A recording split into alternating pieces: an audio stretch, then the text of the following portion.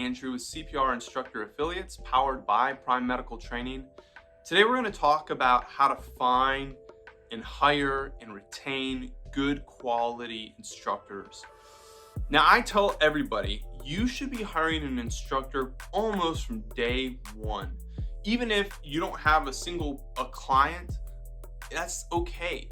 Just the exercise of going through and hiring an instructor and interacting and engaging with somebody else within your business helps a lot, because you don't want to wait until you've grown so large that you need another instructor, and now you don't have the tools necessary and the knowledge on how to find these people, how to hire them, how to onboard them, vet them, all that kind of stuff.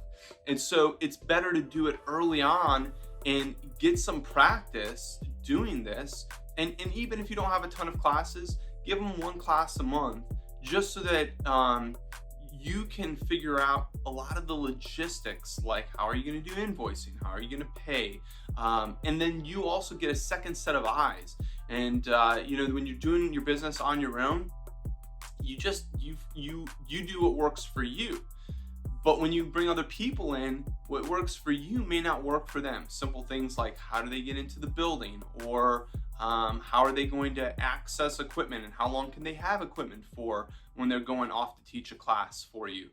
All of these things you don't have to think about when it's just you, but when you have somebody else, then you have to think about it. And like I said, it's important that you've thought through all of these things before you're forced to have to think about them. And then you're scrambling and trying to put things together, and it just is falling apart on you and you're busy. So hire early before you actually need to hire. It's tremendous for your business, and will take you to the next level so much quicker. So what do you do? How do you find these people? Well, I can tell you what's worked for us. We have almost exclusively stuck with Indeed. Now there is there's word of mouth. You can ask friends and colleagues, hey, do you know anybody who'd be interested? But that only lasts for so long, and then you kind of run out of resources after a while. You can also use Facebook, and the Facebook network is getting stronger and more helpful, but still I have not found it to be quite as good as Indeed. And so I would hop on Indeed, put an ad up, write for what you're looking for, write a little bit about your company as well, because you want people that are interested in the position, not just because of the position or because it pays the bills, but because they are connected with you as a company. So make sure your mission and your values are very clear in the job description, because you want to draw people based on that and that's going to be the primary thing. I always say that we hire for character, and then we train talent, and that's so critical. And I think what's attributed to a lot of our success is we want high quality, very character driven people in our organization. When you go to post the ad, it'll ask if you want to do a sponsorship and do ad placements for your ad within Indeed. I highly recommend it. We go and click on the advanced feature, and we will set it at 25 cents per click. And that gets us a lot of different applications, usually somewhere around 100 or so. We'll let it run for 2 weeks. Costs maybe $75, at least in our areas where we've done this in the past. And then you'll start going through, and we have a whole list of things that we look for. And so one of those things is the resume.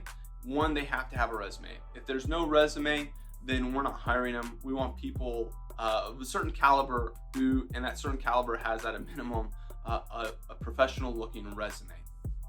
And then we'll start analyzing that resume. And so we'll start asking questions like, okay, how long has this person held a job? If they're jumping ship every, less than a year, even if it's like a year and a half and they've done that consistently for the last 3 or 4 jobs, probably not going to go with them. If they send us a resume with like a huge list of all of their accolades.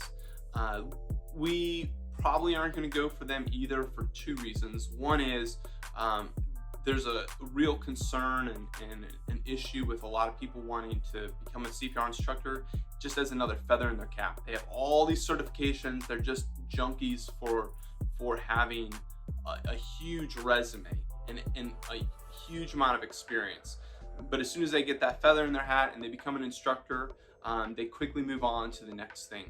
So you want to watch for those kind of things. And then also, if they have this expansive resume and it's just full of like this laundry list of certifications and experiences, sometimes that can indicate a little bit of an ego as well. And so, you know, we will sometimes reach out to them just to do a phone interview, but it generally is pretty evident that they're not going to be a good fit for our company. So anyway, you know, look for all these little things within the resume. If they worked at McDonald's as their current job or past job, probably not going to hire them as an instructor. So you're sifting through. Once you determine who you want to hire, usually we have it down to maybe 15 to 20 people. We'll start doing phone interviews and we will talk to them. We have several set of questions that we ask everybody. We ask them how, you know, what they know about our company, what draws them to us, what their careers and objectives are, and we're listening to see if they're resonating with our values and our mission. And then if they do, then great. We will set up a video interview and we want to see their appearance and make sure that what they're saying, how they sound on the phone, matches the professionalism and character and quality that we're looking for visually. If they do well in the video interview, then we hire them on. We use a program called Zenefits and it handles our HR, so it'll send them all the paperwork, they sign it electronically, independent contractor agreements, and several other policies and procedures. And then we will set up a time to do an orientation for them. If they're not already an instructor, we'll put them through an instructor class, and then we'll do an orientation. And our orientations take about 2 hours, and we have a whole orientation checklist. It's about, I think, 5 or 7 pages long, and just 5 or 7 pages of checklist items that we go through. And so we're very thorough. We cover and explain a lot of things. It's very systematic. And we do that for two reasons. One, we want to set them up for success. We want to make sure that they're representing our brand well. We want to make sure that they feel confident when they come to do their first class. And we also want to have documentation that says, we went over this and you signed this checklist saying that you acknowledged all of these things. Because we've had instructors that, you know, don't do what we train them to do, and so it's helpful to come back and say, hey, you can't say that you never were told this. We clearly went over it. It was on this checklist. You want standardization. You don't want everybody getting a different type of training. And so that's our process. It works well. We have a pretty good retention rate. People do move on. It's a part-time job, so life changes and seasons change. And so when that happens, the part-time job where they don't work a lot often is the one that is first to go when something has to get cleared off of their plate. And so that's okay. Or you know, they move on, they get another job, maybe a better position or a full-time position teaching, and that's great. We really don't have hard feelings when instructors decide to leave us. We want our instructors to be successful in life and be able to pursue their goals and their dreams. And assuming that they gave us a good run and were a good instructor, we're very happy to see them move on in their life. And the other piece of it is we don't want people sticking around who aren't engaged, who aren't passionate about doing the CPR anymore. And so if their desires have shifted, then we want them to go on so that they don't bring the culture here down. So that's our philosophy and methodology behind training instructors. They are all independent contractors. We don't make our instructors employees. And it's worked out pretty well. We've kind of just skimmed over the surface, but if you have specific questions about the process for how we do things, or suggestions that have worked really well for you, we'd love to hear it in the comments below.